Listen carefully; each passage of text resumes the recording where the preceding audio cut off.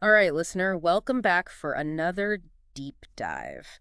Today, we're taking a look at a true crime case, and this one is pretty heavy hitting. So, buckle up because we're going to go deep on this one. We're looking at a couple from Houston, Texas, Marcus and Ebony, a seemingly picture perfect couple, but as you can tell from the title of the video, things go very, very wrong. Yeah, this one is it's a rough one. A lot of twists and turns. And the source material for this one comes from the YouTube channel Hidden Family Crime Stories, and the video is called Newlywed Husband Discovers His Wife is Trans, Ends in Grisly Murder. So I think from that title alone, listeners can kind of guess where this is going. But we're going to unpack this whole story. Yeah, and we're going to be talking about a lot more than just the crime itself. Yeah. We're going to look identity and societal pressures of the time, and really just the tragic consequences of what can happen when secrets and rage kind of come together. Yeah. The video really starts off setting the stage almost like a fairy tale. You've got Marcus, who is, he's a construction worker, 32 years old, real pillar of his community, hardworking guy, very traditional values. Classic, salt of the earth kind of guy. And then you have Ebony, who is a hairstylist. Mm-hmm. She's 28 years old, talented, beautiful, charismatic. And so the video kind of paints this picture of their relationship, and it's a whirlwind romance. They meet and quickly fall in love, and then bam, big church wedding. Yeah, the whole 9 yards. The whole 9 yards. Yeah. Luxurious honeymoon in the Caribbean. It seems like happily ever after, right? Yeah, textbook, at least at first. Yeah, but then almost subtly the video starts to hint that maybe things aren't as perfect as they seem. Yeah, there are these little cracks that start to show. Ebony becomes withdrawn, starts being more secretive, and her demeanor changes. She's not as bright and bubbly as she was before. And Marcus, I mean, he's head over heels in love with this woman, Yeah. right? So he's really torn between his love for her and this like growing suspicion that something's not quite right. It's going to be just agonizing to be going through that, right? To have this like creeping sense of doubt when all you want to do is believe in this perfect life that you think you've built. Absolutely.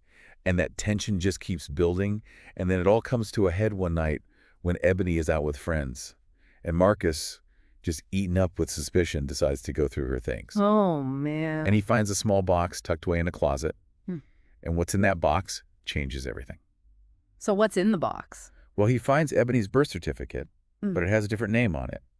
And then he also finds medical records that detail her transition. Whoa.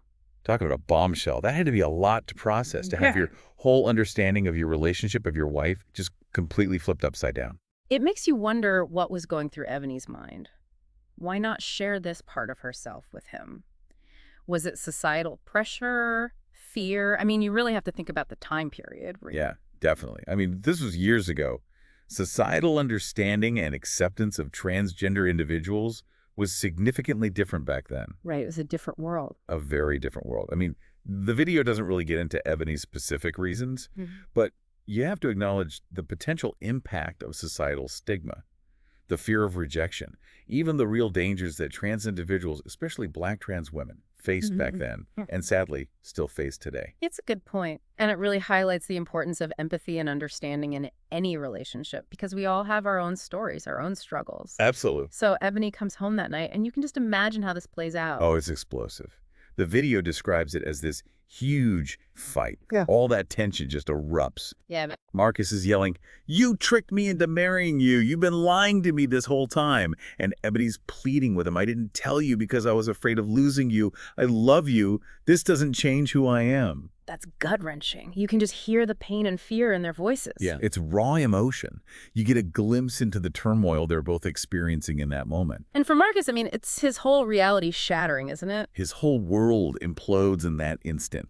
The woman he loves, the life he thought they were building, it all feels like a lie. You can see how that could lead to, well, the video doesn't condone it, obviously, but it does make you think about how trauma can manifest, how rage can take over. It's not about justifying what happened, but trying to understand those complex human emotions. Because ultimately, this is a tragedy, and sadly, it only gets worse from here. In a fit of rage, Marcus grabs a hammer from the garage, and, well, things spiral out of control. Yeah, that's where things take a very dark turn. And the video doesn't shy away from the details of the crime scene. It's rough. It really underscores the devastating power of rage and the tragic, irreversible consequences that followed. But I think before we get into that, let's take a pause here. Yeah, I think that's a good idea. Listener, what are your initial thoughts on this? What stands out to you so far in this story? That crime scene description in the video, it's pretty tough to hear, even for someone like me who deals with this kind of stuff all the time. Yeah, the level of violence is just horrific. And then to picture Marcus there, sitting in the middle of it all, covered in blood, it's chilling. You can only imagine the state of mind he must have been in at that point. It's almost impossible to grasp the weight of what he'd done, the permanence of it all. And as word of Ebony's murder gets out, well, it doesn't take long for it to become a national story. It hits the headlines, and it's not just because of the brutality, but because of the revelation of Ebony's past. It all gets tangled up together, doesn't it? Absolutely. It becomes this huge media frenzy. And Ebony's identity as a transgender woman is suddenly front and center in the whole thing. It sparked all these debates about gender identity, secrecy, trust in relationships. It kind of shows how even in death, a victim's story can get twisted and manipulated to fit a certain narrative. Yeah, it's a sad reality. The video points out how some media outlets were focusing so much on Ebony's past that they almost lost sight of the violence she suffered. Her private life becomes public fodder, and a lot of it is presented in a way that just perpetuates harmful stereotypes about transgender people. It really raises questions about responsible reporting, especially when dealing with sensitive topics like this. Big time. It makes you think about the power the media has in shaping public opinion and how easily a victim can be re-victimized even after they're gone.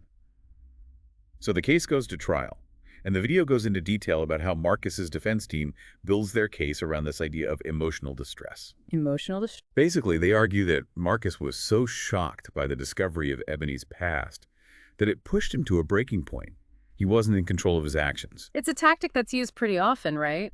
In cases like this. It is, and it often hinges on getting the jury to sympathize with the defendant. Yeah. Painting them as a victim of circumstance, someone who was driven to do something terrible because of forces beyond their control. It makes you wonder about the ethics of it all. Is it about getting justice or just manipulating the system to get the outcome you want? It's a really thorny question, and the video, thankfully, doesn't try to give a definitive answer. Right. They leave that for us to ponder. Instead, they do a good job of laying out both sides.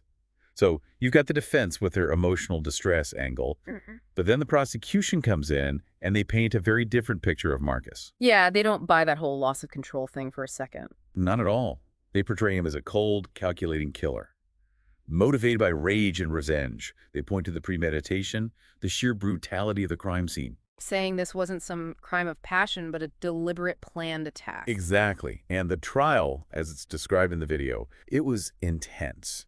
There's this really powerful moment where Ebony's mother takes the stand. Oh, wow. He talks about her grief, about Ebony's hopes and dreams for the future. It really brings home the human cost of this whole tragedy. Yeah. Beyond the legal arguments and the media circus, there's a family that's been shattered. A life that's been stolen. It reminds you that behind every case file, every headline, there are real people who are dealing with unimaginable pain. Absolutely. And ultimately, the jury comes back with a guilty verdict, first-degree murder.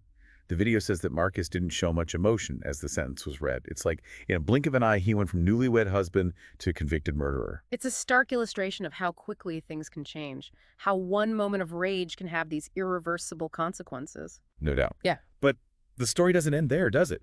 Even after the trial is over, the case keeps generating debate and discussion, especially online.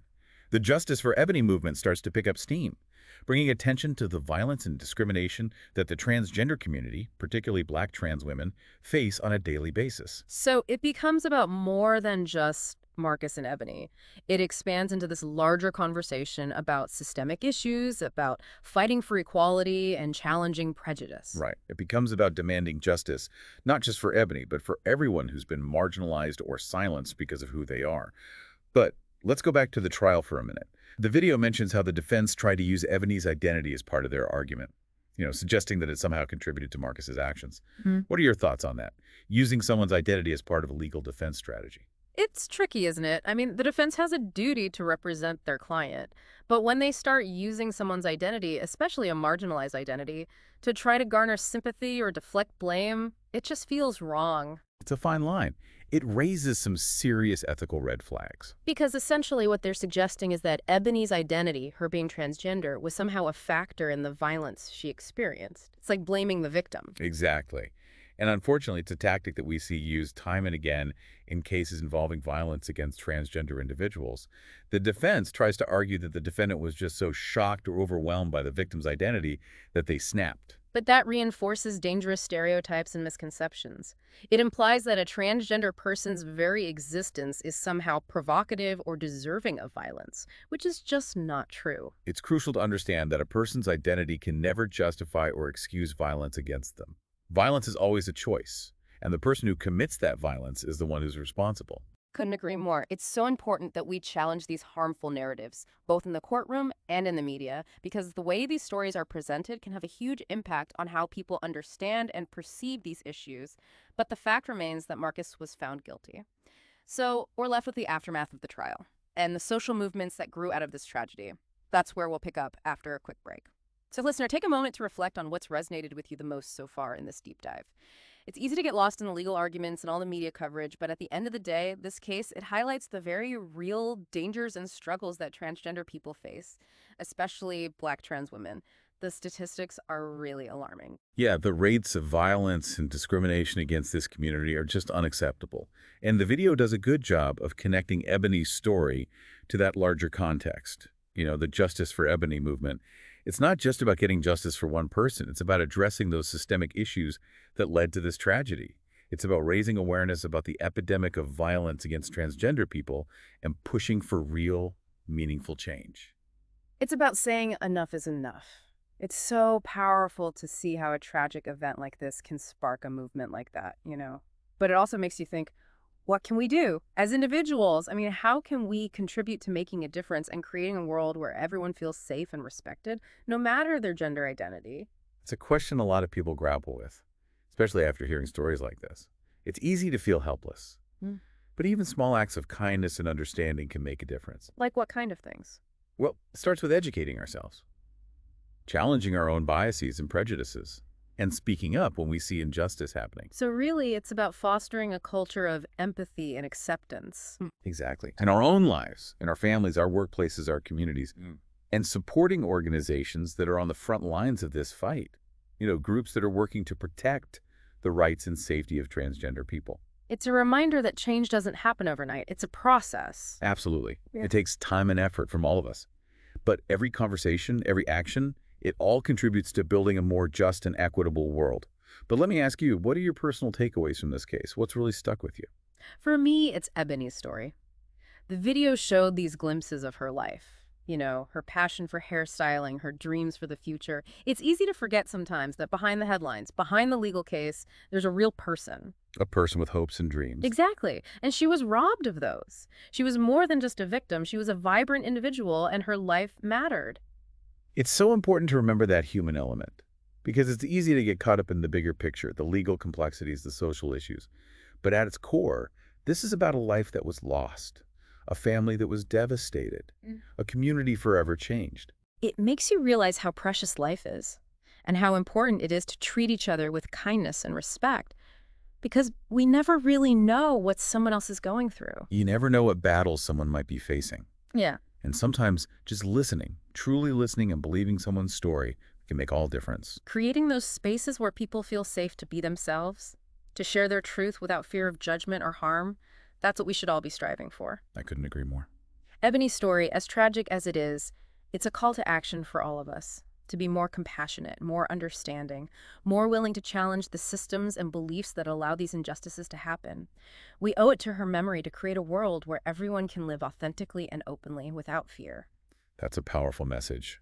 And listener, as we wrap up this deep dive, we encourage you to keep this conversation going. Talk to your friends and family. Share your thoughts online. Support organizations that are fighting for transgender rights.